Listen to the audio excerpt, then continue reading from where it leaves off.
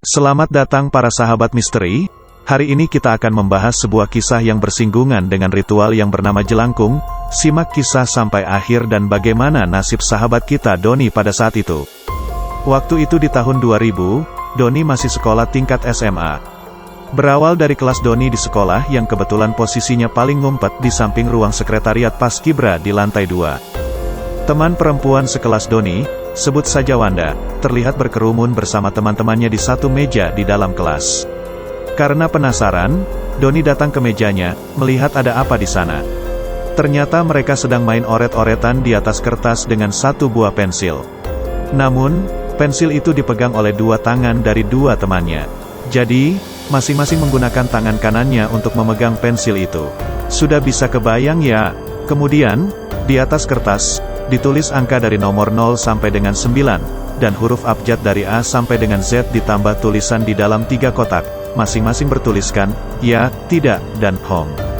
Loh, main apaan ini? Tanya Doni. Diem Don, kompak saja mereka menjawabnya sambil memandang Doni dengan membelalakkan matanya. Doni amati saja Wanda bersama temannya yang sedang menggerakkan pensil tersebut ke arah huruf-huruf abjad yang ternyata membentuk sebuah kata-kata. Setelah pensil itu berhenti digerakkan, Wanda seketika bertanya sesuatu yang Doni tidak tahu untuk siapa pertanyaan itu. Seketika itu juga, pensil digerakkan kembali ke arah huruf-huruf abjad dan angka-angka yang membentuk kata-kata lagi. Doni ingat sekali waktu itu, Wanda sempat melontarkan pertanyaan seperti ini, "Kamu kenal Agam?" Pensil langsung bergerak ke arah kotak dengan tulisan, "Iya, suka gak sama dia?" Pensil itu bergerak lagi ke arah yang sama. Di sini Doni baru sadar, ternyata pensil itu bukan digerakkan oleh Wanda dan temannya, tapi bergerak dengan sendirinya, dan tangan mereka hanya sebagai penopang supaya pensil itu bisa berdiri dan menekan media kertas. Singkat cerita, Doni coba praktikkan bersama teman-teman di rumah. BTW, Doni agak lupa kalimat apa yang diucapkan sebelum bermain jelangkung ini. Kalau enggak salah, ada sepenggal kalimat jelangkung jelangse. Dan lagi malam itu adalah malam Jumat Kliwon. Doni pikir, tidak ada yang mau menemani Doni bermain permainan ini. Ternyata teman-teman Doni antusias sekali menyambutnya pada waktu itu. Kertas dan satu buah boneka yang terbuat dari batok kelapa sudah kami siapkan. Kemudian Doni memulai permainan ini dengan mengucap kalimat pembuka tadi yang Doni sebut di atas. Impresi Doni di awal permainan, ternyata ini bikin jantung berdebar. Boneka ini betul-betul bergerak dengan sendirinya. Seolah si jin yang masuk ke dalam pensil, sudah mengerti betul apa yang harus dikerjakan.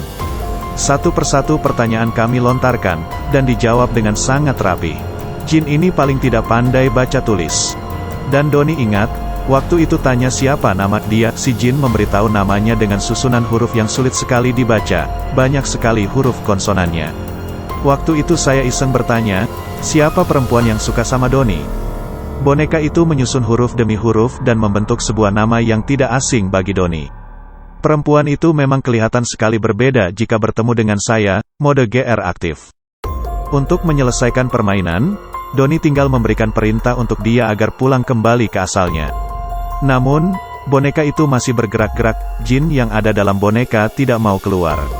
Saat itu kami berempat panik dan merasa cemas, karena keadaan tidak sesuai saat tadi siang waktu Doni melihat Wanda bermain.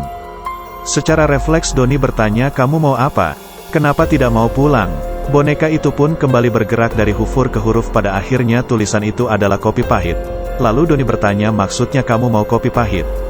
Boneka bergerak ke kotak ya. Akhirnya Doni meminta salah satu temannya yang ada di sana untuk membuatkannya. Saat kopi diberikan, boneka itu menunduk ke arah gelas kopi dan terdengar suara seperti suara seruputan seakan sedang diminum. Setelah itu boneka kembali ke posisinya. Doni langsung minta jin cepat pulang. Namun boneka malah kembali bergerak ke arah huruf-huruf lagi dan menulis "antarkan saya". Waktu itu seperti tersambar petir, kata Doni, mendengar permintaan itu. Tidak lama boneka itu langsung bergerak dan menarik Doni dan satu temannya yang membantu memegang boneka tersebut. Malah pada saat itu waktu menunjukkan pukul 11.30 malam, jadi sudah sangat sepi dan tidak ada orang yang bisa diminta bantuan. Mereka berdua terus tertarik sambil membawa boneka tersebut hingga di tengah pemakaman. Saat itu boneka tersebut berhenti di sebuah makam. Doni dan temannya merasakan boneka tersebut menekan ke bawah dan akhirnya bonekanya tertancap di makam tersebut. Setelah itu Doni dan temannya baru terlepas dari boneka yang menarik mereka. mereka berlari sekencang-kencangnya tanpa memikirkan apapun. Sampai akhirnya Doni dan temannya bertemu dengan kedua temannya yang lain dan bersama dua orang yang sedang ronda saat itu di pintu masuk pemakaman. Doni dan temannya langsung menangis dan dibawa pulang ke rumah masing-masing. Demikian pengalaman Doni memanggil jin dengan media boneka dan kertas, kerap disebut permainan jelangkung. Usai dari bermain jelangkung pada malam itu, Doni tidak pernah mencoba untuk bermain lagi. Karena Doni yakin, hal tersebut salah untuk dilakukan. Mudah-mudahan para sobat misteri jangan ada yang pernah mencoba permainan ini. Terima kasih bagi sahabat misteri yang masih menyaksikan kisah ini sampai akhir. Mohon support dan dukungannya bagi channel ini agar dapat berkembang dan selalu menemani sahabat misteri sekalian di setiap kisah yang lainnya.